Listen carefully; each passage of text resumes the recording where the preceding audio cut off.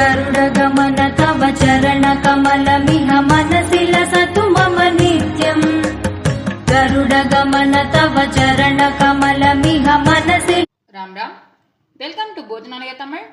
இன்னைக்கு நம்ம போஜனாலயால பார்க்க போற ரெசிபி பன்னீர் பட்டர் மசாலா. எல்லாருக்குமே ரொம்ப பிடிச்ச ரெசிபி. ஸோ நம்ம ரெஸ்டாரண்ட்டில் சாப்பிட்ருப்போம், நிறைய பேர் ட்ரை பண்ணியிருப்பேன். But no onion no garlic paneer butter masala சிம்பிளாக ஈஸியாக எப்படி பண்ணுறது அப்படின்னு இன்னைக்கு பார்க்க போகிறோம். இந்த வீடியோக்குள்ளே போகிறதுக்கு முன்னாடி நம்மளோட போஜனாலயா தமிழ் சேனலை சப்ஸ்கிரைப் பண்ணாதவா மறக்காமல் சப்ஸ்கிரைப் பண்ணிக்கோங்க. இப்போ ரெசிபிக்குள்ளே போகலாம். இப்போ பன்னீர் பட்டர் மசாலா பண்ணுறதுக்கு ஒரு 4 தக்காளி ரஃப்பாக கட் பண்ணி வச்சுருக்கேன். இதை நம்ம பிளெண்டரில் போட்டு நல்லா நைஸாக அரைச்சி எடுத்துக்க போகிறோம். அதுக்கப்புறம் ஒரு 7-8 முந்திரி பருப்பு தண்ணியில் ஊற விட்டு வச்சுருக்கேன். இதையும் நல்லா பேஸ்ட்டாக அரைச்சிக்க போகிறோம். ஸோ இது ரெண்டையும் அரைச்சி எடுத்துன்னு காமிக்கிறேன். தக்காளியும் முந்திரி ஊற வச்சதும் நம்ம அரைச்சி எடுத்துன்னு வந்தாச்சு நல்லா நைஸாக. இப்போது பன்னீர் 200 கிராம்ஸ் பன்னீர் எடுத்துகிட்டு இருக்கேன். இதை நல்லா வாஷ் பண்ணி எடுத்துட்டாச்சு. இதை க்யூபாக கட் பண்ணிக்க போகிறோம்.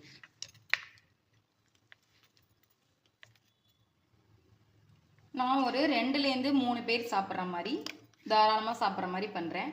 சப்போஸ் உங்களுக்கு குவான்டிட்டி கூட வேணும்னா இதுக்கு ஏற்ற மாதிரி இன்க்ரீஸ் பண்ணிக்க வேண்டியதான். இப்போ இது எல்லாத்தையும் கட் பண்ணி எடுத்துட்டாச்சு. ஒரு பேன் வச்சுட்டு இதில் ஃபஸ்ட்டு பன்னீர் ஃப்ரை பண்ணிக்கிறதுக்காக பட்டர் கொஞ்சமாக சேர்த்துக்கிறேன். ஃபஸ்ட் நம்ம பன்னீரை ஃப்ரை பண்ணி எடுத்துட்டுலாம். போட்டு இந்த பட்டர் மெல்ட் ஆகிடுது. இதில் எடுத்து வச்சுருக்கேன் இந்த பன்னீரை போட்டு கோல்டன் ஃப்ரை ஆகிற அளவுக்கு ஃப்ரை பண்ணி எடுத்துக்க போகிறோம்.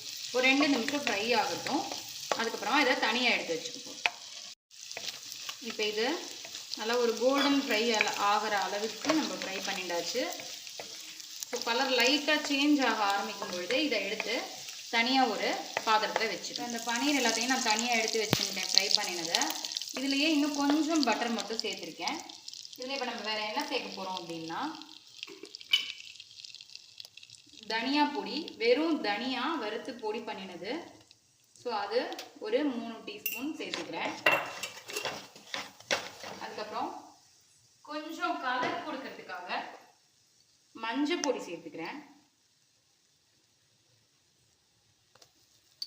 மஞ்சள் பொடி போட்டோம்னா நல்ல ஒரு கலர் கொடுக்கும்.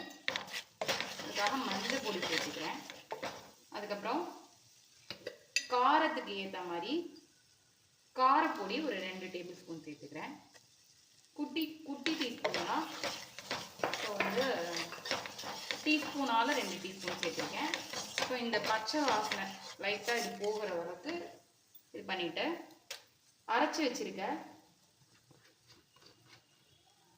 தக்காளி அரைச்சி வச்சுருக்கோம் இல்லையா, இதை அப்படியே இதில் சேர்த்து இதோட பச்சை ஸ்மெல் போகிற அளவுக்கு கொதிக்க வைக்கணும். இப்போ இந்த தக்காளி நம்ம சேர்த்துருக்க இந்த மசாலா எல்லாம் பச்சை ஸ்மெல் போகிற அளவுக்கு நல்லா கொதிக்கணும். ஸோ 2 நிமிஷம் இதை மூடி போட்டு மூடிட்டோம் அப்படின்னா இது நல்லா கொதித்து அந்த பட்டர் பிரிஞ்சு வரும். அதுக்கப்புறமா நம்ம பார்க்கலாம். இப்போ மூடி வச்சுருந்தோம் இல்லையா, ஒரு 5 நிமிஷம் ஆயிடுது. இது பாருங்க நல்லா எண்ணெய் பிரிஞ்சு கொதிச்சு வர ஆரம்பிச்சிருக்கு. இந்த ஸ்டேஜில் முந்திரி பருப்பு அரைச்சி வச்சுருக்கோம் இல்லையா, அதை இதில் ஆட் பண்ணிக்கிறோம். இதை அலம்பிட்டு இந்த ஜார் அலம்பிட்டு அதுலேயும் கொஞ்சமாக தண்ணி சேர்த்துக்கிறேன். ஜார் அலம்பின தண்ணியும் கொஞ்சமாக சேர்த்துருக்கேன். ஸோ ஒரு க்ரீமி கன்சிஸ்டன்சி வந்துடும், பார்த்தா தெரியும் உங்களுக்கு. கெட்டி போகிறதுக்காகவும் க்ரீமி கன்சிஸ்டன்சி வரதுக்காகவும் ஒரு டேஸ்ட்டு கொடுக்குறதுக்காகவும் தான் நம்ம முந்திரி பருப்பு சேர்க்குறோம்.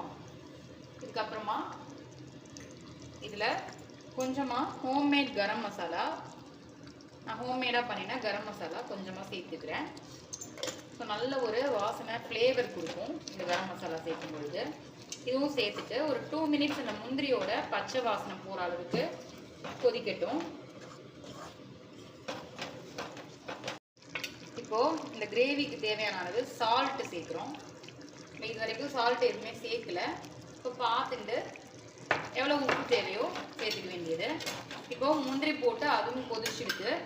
நெக்ஸ்ட்டு நம்ம ஃப்ரை பண்ணி வச்சுருக்க இந்த பன்னீரை அப்படியே இதில் சேர்த்துட்டு ஒரு 2 நிமிஷம் கொதிக்க விட போகிறோம். கிரேவியோட பன்னீர் நல்லா பிளெண்ட் ஆகணும். நெக்ஸ்ட்டு லாஸ்ட்டாக ஒரு ஐட்டம் என்ன அப்படின்னா கசூரி மேத்தி, அதாவது காய்ந்த வெந்தயக்கீரை, ட்ரை கஸ்தூரி மேத்தி கடையில் கிடைக்கும். ஸோ அதை நல்லா கொஞ்சமாக எடுத்துட்டு இந்த மாதிரி கையால் கசக்கிட்டு இதில் சேர்த்துக்க போகிறோம். ஸோ அவ்வளோதான். 2 நிமிஷம் இந்த கசூரி மேத்தியும் அதோட சேர்ந்து கொதிக்கட்டும். அவ்வளோதான். இப்போ இது ரெடி ஆகிடுது. இப்போது அடுப்பை ஆஃப் பண்ணிக்கிறேன். இதுக்கப்புறம் லாஸ்ட்டாக நம்ம ஒன்று பண்ண போகிறோம். இது மேலே கொஞ்சமாக பட்டர் போட்டுக்கணும்.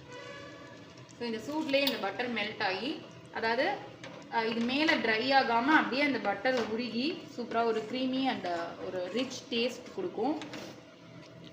இதை அப்படியே நம்ம மூடி வச்சுட்டு கொஞ்சம் நேரம் கழித்து அப்படியே சர்வ் பண்ண வேண்டியது.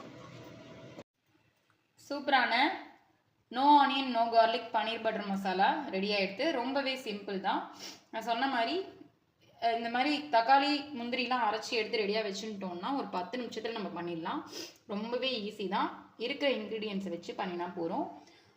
ஸோ எல்லாருமே இந்த மாதிரி ரெசிபி ட்ரை பண்ணி பாருங்க. திரும்ப ஒரு சூப்பரான ரெசிபியில் மீட் பண்ணுறேன். தேங்க்யூ. ராம் ராம்.